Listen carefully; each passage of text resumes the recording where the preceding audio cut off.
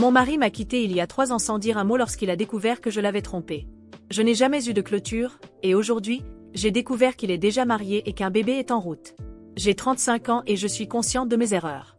Je sais que j'ai tout gâché. Il a 36 ans et nous avons eu quelque chose de magnifique. Il est encore l'amour de ma vie. Nous avons été ensemble pendant 10 ans. 2 ans de fréquentation, 8 ans de mariage. J'ai commis une grande erreur et je l'ai trompé. Ce n'était qu'une fois. Juste une foutue fois. D'une manière ou d'une autre, il a découvert. Je n'ai jamais su comment. Je n'ai pas pu lui parler depuis lors, mais je suppose qu'il a trouvé quelque chose dans mon téléphone. Je suis rentrée chez moi ce soir-là comme d'habitude, mais tout semblait étrange. La maison paraissait simplement plus vide et j'ai vite réalisé que ses affaires avaient disparu. J'ai paniqué et j'ai commencé à l'appeler plusieurs fois, mais son téléphone ne sonnait même pas. C'est alors que j'ai remarqué quelques papiers sur la table. Il demandait le divorce, et sous les papiers, il y avait un mot disant « Voilà ce que vous faites au traître ». C'était la dernière chose que j'ai reçue de lui au cours des 3 dernières années. J'ai appelé le contact de son avocat, qui a été le seul moyen de communication entre nous, mais il m'a juste dit qu'il était le représentant légal et que mon ex ne voulait pas me voir. J'ai pleuré, j'ai été en colère, mais au final, l'avocat m'a simplement dit qu'il serait préférable que je prenne mon propre avocat. Mais je n'ai pas voulu. J'ai absolument refusé d'accepter que 10 ans de relation se terminent ainsi. Je sais que j'ai fait une erreur, mais j'ai toujours voulu réparer les choses. Je sais que s'il me donnait une chance, je pourrais faire en sorte que cet homme doux et spécial que j'ai connu il y a plus de 10 ans tombe à nouveau amoureux de moi. Je suis certaine que je pourrais obtenir son pardon. Après tout, de nombreux couples traversent des choses similaires et surmontent les obstacles. Pourquoi ne pourrions-nous pas être un autre couple dans cette statistique? Pourquoi, après 8 ans de mariage, suis-je jetée comme un déchet pour une erreur? Je ne mérite pas autant d'indifférence. Je n'ai pas pu le voir ni entendre sa voix pendant 2 ans. 2 ans sans pouvoir voir ou parler à la personne que j'aime le plus est une punition trop sévère. La situation m'a détruite émotionnellement, mentalement et même physiquement. J'ai fini par consommer une quantité malsaine d'alcool, à mal manger ou dormir pendant des semaines. J'ai vécu comme un zombie pendant des mois, fonctionnant en pilote automatique. Je voulais mourir, mais je ne pouvais pas me permettre de mourir car je m'accrochais toujours à l'espoir qu'il reviendrait. Ma thérapeute dit qu'il est très difficile de clore un cycle dans une relation, car votre esprit ne parvient pas à traiter que la relation est terminée. Vous restez toujours à penser que cette personne va apparaître à votre porte, que vous allez vous réveiller d'un rêve et elle sera à vos côtés. Le divorce a été finalisé il y a plus d'1 an, et je vais être honnête, je n'ai pas facilité les choses. Je ne voulais pas divorcer et je ne comprends toujours pas comment nous avons réussi à divorcer. J'ai demandé une thérapie de couple, mais il a refusé. Je sais, par l'intermédiaire de mon avocat, que l'avocat de mon ex a suggéré qu'il se rende au moins 1 ou 2 fois, mais il n'a pas voulu. Ça a pris un certain temps, mais enfin le divorce a eu lieu. Je ne peux même pas décrire le sentiment que j'ai eu et que j'ai encore. Comme si on m'avait arraché un morceau de moi-même. Je sais que je l'ai blessé, je sais que j'ai échoué. Je pense que tout le monde mérite une seconde chance. Lorsque je n'ai plus pu supporter la douleur, j'ai décidé de commencer une thérapie. Ma thérapeute ne me donne pas de conseils pour le reconquérir, elle se concentre simplement sur m'aider à avancer dans ma vie, en m'encourageant à rencontrer de nouvelles personnes et à sortir en rendez-vous. Mais je ne veux pas. À ce stade, l'acte physique d'aimer m'importe même plus. Il y a quelques jours, quelque chose s'est produit qui m'a complètement détruite. Je buvais quelques bières avec mon amie chez moi. Appelons-la Nikki. Nous étions bien ivres et j'ai commencé à parler de mon ex-mari. Elle a dit que je devrais faire plus d'efforts pour le surmonter. Il t'a déjà oublié et il est heureux de vivre loin de toi. Tu devrais faire de même. Tu ne peux pas vivre dans cette autopitié pour toujours. Quelque chose dans ses paroles m'a touchée, mais pas de la manière dont elle le pensait. Elle parlait avec beaucoup de confiance que mon ex m'avait déjà oublié et était maintenant heureux. Comment le sait-elle? À ce moment-là, j'étais furieuse et j'ai commencé à la presser pour qu'elle parle. Elle a refusé. Je l'ai pressée autant que j'ai pu, j'ai pleuré et imploré pour qu'elle me dise si elle savait quelque chose. J'avais besoin de savoir quelque chose sur lui. Finalement, elle m'a révélé que son mari avait été en contact avec mon ex-mari pendant l'année écoulée. Ils étaient de grands amis, et je me souviens qu'il avait été très triste de perdre le contact avec mon ex. À partir de ce moment-là, quelque chose en moi s'est brisé. Le vide s'est transformé en une obsession brûlante. Je ne pouvais pas croire qu'il m'avait oublié. Il était à moi. Tout ce que nous avions vécu ensemble ne pouvait pas avoir été balayé sous le tapis, comme si je n'avais jamais existé. Pendant 10 ans, nous avons construit une vie, des rêves et des moments. J'ai commis une erreur, oui, mais ne voyait-il pas que nous étions encore un seul et même être? Il était encore l'amour de ma vie. Et je n'allais pas abandonner. Pas sans me battre. Il m'appartenait. Cette nuit-là a marqué un tournant. Je n'arrivais pas à dormir. Tout ce que Nikki m'avait dit me rongeait de l'intérieur, et l'idée qu'il soit heureux avec une autre femme, en train de commencer une nouvelle vie, était insupportable. Les larmes coulaient sans cesse sur mon visage, mais soudain, quelque chose de plus sombre a pris le dessus. La jalousie, la colère et l'obsession se sont mélangés de telle manière que j'avais à peine la capacité de raisonner correctement. J'ai passé les semaines suivantes à suivre chaque indice que j'avais sur lui. J'ai attendu des heures devant son ancien appartement. Je suis allée dans le quartier où je savais qu'il vivait maintenant, observant les fenêtres des maisons, essayant de découvrir laquelle était la nouvelle. J'ai commencé à prendre des notes obsessives, essayant de calculer sa routine. Où il allait, ce qu'il faisait, avec qui il parlait. J'avais besoin d'une faille, d'un moment où il serait seul. Je voulais juste lui parler, lui faire écouter. Nikki a commencé à s'éloigner de moi. Ses messages sont devenus plus espacés, et quand nous nous rencontrions, elle avait toujours une excuse pour partir rapidement. Je savais que c'était parce qu'elle réalisait à quel point j'étais consumée par la situation. Mais je m'en fichais. Ce qui comptait, c'était lui. Un jour, après des semaines d'espionnage, je l'ai enfin vu. Il sortait d'un café avec cette femme, l'autre, l'intruse. Elle était enceinte, portant une lueur que je n'avais plus. Mon cœur a commencé à battre si fort que j'ai cru que j'allais m'évanouir. C'était une vision douloureuse, mais en même temps, cela a éveillé quelque chose de sombre en moi. Elle ne pouvait pas la voir. Je devais mettre fin à cela. Je les ai suivis jusqu'à la voiture, gardant une distance sécurisée. Lorsqu'ils sont montés dans le véhicule et sont partis, j'ai eu l'impulsion de les suivre. J'étais déterminée à découvrir tout sur cette femme. Qui était-elle?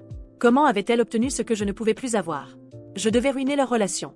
Je voulais qu'elle ressente le même inconfort que je ressentais tous les jours. Qu'elle sache qu'il était à moi, et le sera toujours. Le lendemain, j'ai commencé à enquêter sur sa vie. J'ai trouvé son nom sur les réseaux sociaux et j'ai tout fouillé. J'ai découvert où elle travaillait, avec qui elle était, les endroits qu'elle fréquentait. Chaque morceau d'information me donnait plus de contrôle sur elle. Je prévoyais de miner chaque partie de son bonheur, en commençant par les petites choses. D'abord, j'ai appelé son travail et commencé à répandre des rumeurs, anonymes bien sûr. Des choses simples, juste assez pour semer le doute. Ensuite, j'ai essayé une approche plus directe. J'ai envoyé des messages de numéros inconnus, insinuant qu'elle ne savait pas vraiment qui était l'homme à ses côtés. Je me réjouissais de voir comment les choses commençaient à se dérouler. Je voulais qu'elle ressente le même inconfort que moi chaque jour. Mais ce n'était pas suffisant. Je voulais plus. Je me suis de plus en plus rapprochée de leur vie. J'ai commencé à fréquenter les mêmes endroits qu'elle, observant de loin pendant qu'elle faisait du shopping ou prenait un café avec des amis. Chaque moment était une torture, mais aussi un carburant pour ma haine et mon obsession. Et c'est alors que j'ai commis mon erreur fatale. Un jour, dans un accès de jalousie et de désespoir, j'ai décidé de confronter directement la femme. Je suis allée chez eux. Je me suis garée au coin de la rue et j'ai attendu qu'elle sorte pour sa promenade matinale, qui était désormais une partie régulière de sa routine. Quand je l'ai vue sortir, je me suis approchée, essayant de paraître décontractée. Mais l'adrénaline parcourait mon corps, et dès que nous nous sommes croisés, j'ai explosé. « Tu sais qui je suis ?» ai-je demandé, ma voix chargée de mépris. Elle m'a regardée, confuse et effrayée, mais elle n'a rien dit. Je suis l'ex-femme de lui. Le véritable amour de sa vie. Tout ce que tu crois avoir avec lui, ça ne vaut rien comparé à ce que nous avions.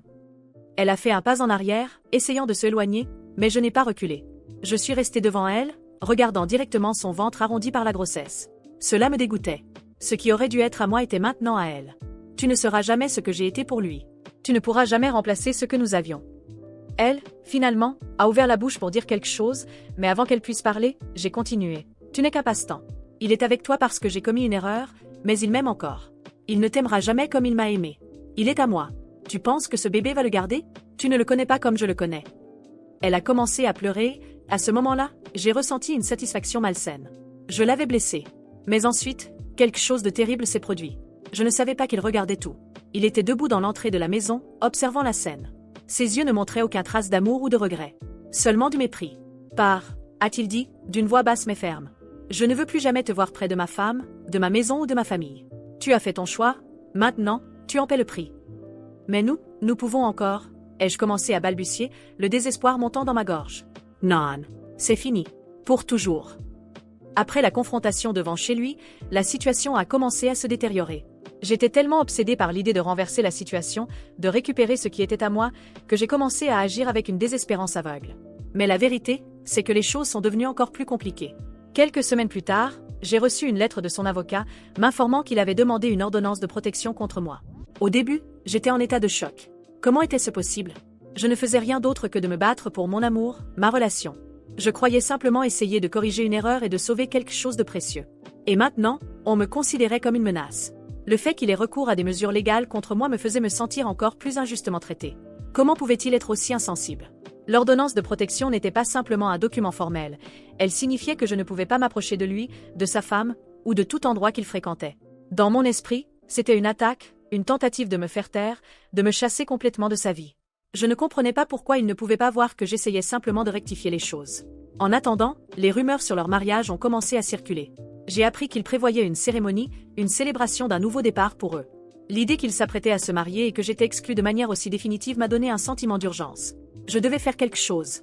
Je devais lui montrer que nous étions encore faits l'un pour l'autre, que notre amour n'avait pas été en vain. Alors, j'ai pris une décision désespérée, j'irai à la cérémonie. Je savais que cela violait l'ordonnance de protection, mais le sentiment d'injustice et le besoin de prouver qu'il m'aimait encore étaient plus forts que toute peur des conséquences. Je devais voir de mes propres yeux et essayer de lui parler, tenter de le convaincre que ce que j'avais fait était une erreur isolée et qu'il pouvait encore me pardonner. Le jour du mariage, j'ai porté une robe simple, ne voulant pas attirer trop d'attention. J'étais là pour lui parler, pas pour créer un scandale. Je suis arrivée au lieu de la cérémonie en avance et j'ai réussi à me cacher parmi les fleurs et les buissons qui décoraient les lieux. J'ai attendu patiemment, mon esprit courant avec toutes les paroles possibles que je pourrais lui dire. Enfin, lorsque la cérémonie a commencé, je me suis approchée du lieu. Je l'ai vu là, à l'hôtel, aux côtés de la femme que je détestais tant. Le sourire sur son visage était comme une lame froide dans mon cœur. Ils étaient sur le point de sceller leur destin ensemble, et je ne pouvais pas permettre que cela se fasse sans tenter ma dernière chance. Lorsque le juge était sur le point de commencer les vœux, j'ai levé la main et crié « Arrêtez. S'il vous plaît, arrêtez. Il ne peut pas faire ça. Il m'aime encore, je sais qu'il m'aime encore. » La cérémonie s'est immédiatement arrêtée, et tous les regards se sont tournés vers moi. Les gens ont commencé à chuchoter et à se déplacer, clairement mal à l'aise avec la situation. Mon ex-mari m'a regardé avec une expression de colère et de mépris. « Vous ne devriez pas être ici, a-t-il dit, sa voix chargée de froideur. Vous violez une ordonnance de protection. Allez-vous-en avant que j'appelle la police. » J'ai continué à supplier, essayant d'expliquer que tout ce que j'avais fait était par amour. Je voulais crier qu'il ne comprenait pas, qu'il devait me donner une chance. Mais la femme, maintenant clairement émue et perturbée, a commencé à pleurer et à demander à ce que la situation soit maîtrisée. Avec la sécurité du lieu se rapprochant et l'atmosphère devenant de plus en plus tendue, j'ai été contrainte de partir. J'ai été escortée jusqu'à la sortie sous la surveillance des gardes de sécurité, et son regard pendant que j'étais évincée a été le plus douloureux de tous. Je sentais que je me battais pour quelque chose qui était à moi, mais personne ne semblait comprendre. Je croyais encore que ce que je faisais était normal. C'était une bataille pour ce que j'aimais, et il m'en empêchait. Après avoir été expulsée du lieu, je suis rentrée chez moi, plus dévastée que jamais, mais avec une sensation persistante d'injustice. Je ne croyais toujours pas que j'avais fait quelque chose de mal. Je luttais simplement pour mon amour, pour ma relation, pour mon bonheur. J'ai décidé d'écrire un message sur un forum, demandant l'avis des lecteurs sur ce que j'avais fait. J'avais besoin de savoir si j'avais vraiment commis une erreur ou si je n'étais simplement pas comprise. Je sais que beaucoup d'entre vous vont me juger, mais j'ai vraiment besoin d'aide. Je suis allée à un mariage où je n'aurais pas dû être et j'ai violé une ordonnance de protection, simplement parce que j'aime encore mon ex-mari et je sens que je devrais avoir une chance de réparer les choses. C'était une décision désespérée, mais je voudrais savoir si quelqu'un ici pense que j'ai réellement commis une erreur. Je suis perdue et je ne sais pas si ce que j'ai fait était juste ou faux. Quelqu'un a-t-il un avis? J'ai publié le message, espérant que quelqu'un pourrait comprendre la douleur que je traversais. Et, en attendant les réponses, je ressentais un mélange de regret et de certitude que, d'une manière ou d'une autre, je ne faisais que tenter de corriger une erreur qui m'avait coûté l'amour de ma vie. Vous qui écoutez ce récit, pensez-vous que j'ai agi correctement? Ma femme a dit que si son ex avait choisi d'être avec elle au lieu de ses addictions, ils seraient encore ensemble.